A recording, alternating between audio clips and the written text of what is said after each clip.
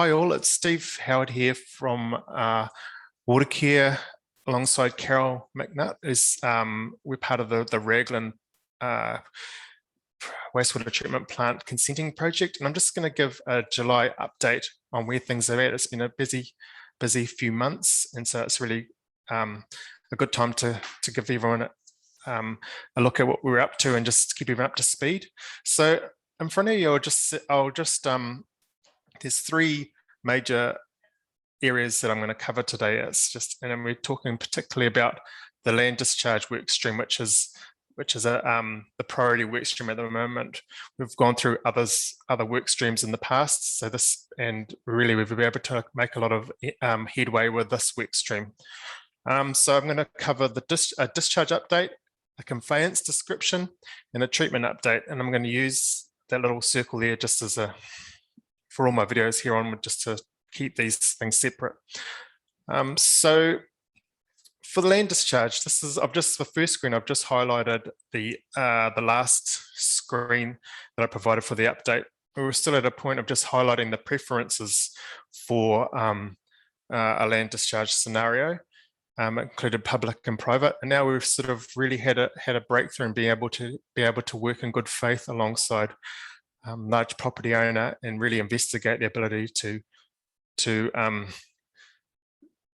see if there's a workable scenario in the hills above Raglan, and to use those for a longer term solution for a discharge scenario. So we just really appreciate the ability to work in good faith alongside this partner. We're thinking there's still some things to figure out, and so this is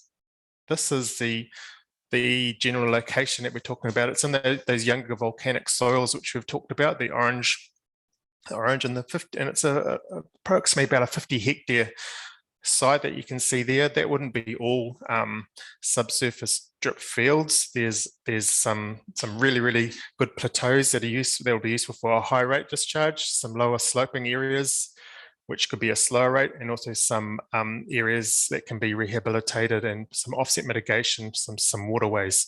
So we're just really working through refining this to take it from a conceptual to something that could actually be presented as a real workable scenario for consent. Steps that we really need to do now is take it from a desktop scenario, go out again and refine the field, the areas using GPS, and then we go to a irrigation trial where we actually put a rig in there with water dripping and measuring the soil conductivities. Then we know that the loading that soils can take and the travel times to get down. We have experts that then do modeling that's suitable for the regional consent to really just to understand more the management of these fields, how much water they can take, how much resting happens between the fields. And we're really confident that this is the right soils and the right place to get a really robust discharge happening. With all this, we're working towards a memorandum of understanding with the landowner to actually secure some parcels, all going well. And sort of the area itself, I've just shown there the future urban edge, and in time Raglan West is growing. We know that through the growth strategy, and it'll be very busy and from now until the next 30 years, and it does really become very quite close as a public asset to the future Raglan. It's about 1 kilometre from the urban edge. The next slide, I'm really going to cover the conveyance. I'm going to put the growth nodes within the slide. This is from Waikato 2070 and showing the approximate location of it. It's not quite to scale, but it really is saying we have to consider at the moment we really have to consider the conveyance from the existing treatment plant to the proposed site. And it's really just thinking about economies of scale and just saying this is a growing area. There's going to be assets and it's going to be developed, and there's going to be roading assets to be vested in time, and it's wise to be considering infrastructure corridors. So we're working closely with the the landowners involved in the growth areas, just to understand the best practical option for a conveyance. It's a multidisciplinary appointment we're looking at now, under our growth team at council, and considering the water infrastructure alongside roading. A key thing for all development is to I guess I've just highlighted the key principles are to look for sustainable integrated planning and protection of sacred areas in this area, in this location of Raglan. So this last slide of talking about the treatment, and again, I was able to highlight the advances made with SBR advanced technology, the investigations there for a sequence batch reactor where you could do some retrofitting of the existing infrastructure and use some of the ponds, or the majority of the ponds, for winter storage. Again, we've gone back to our advisors and just said, for comparison, it'd be good to understand a full MBR.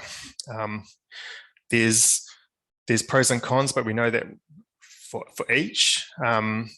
But we know, when I'm looking at the project objectives, a key commitment was to retain flexibility for future sustainable long-term solutions, including reuse of treated wastewater, but in balance, also keeping cost to an overall affordable levels.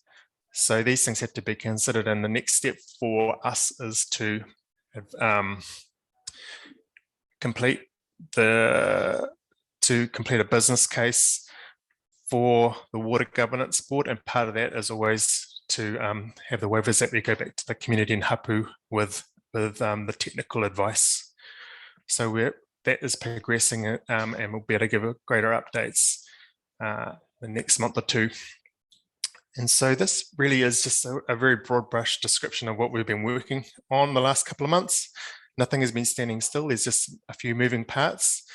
Feeling really happy and confident that things are coming together. And for this presentation, I've also just included some greater frequently asked question detail, which can be looked at when you get a chance on our PowerPoint that'll be on our website. So thanks for your time. Check in with you soon. Feel free to email me any queries, etc. See you later.